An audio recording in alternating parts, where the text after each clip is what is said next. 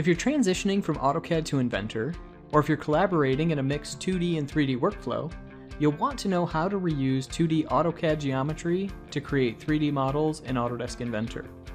To get started, import your DWG file into Inventor as an associative underlay. Choose the geometry you want to use from AutoCAD by controlling layers and cropping out what you don't need. Now that you have the 2D geometry in Inventor, you can build the 3D model. First, create a new sketch, then project in the 2D AutoCAD geometry. This creates associative links back to the original DWG, so whenever a change is made to the AutoCAD source file, it will update inside Inventor. Use extrude tools to create solids from the sketches you just built, and then build parameters into the model that reference the DWG file by dimensioning the AutoCAD layout, which creates new parametric relationships.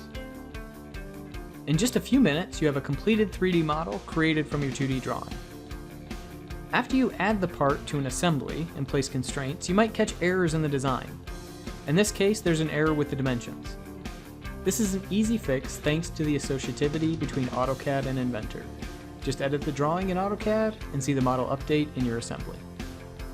Repurposing your existing 2D data to create 3D models is just one of the ways in which AutoCAD and Inventor work better together.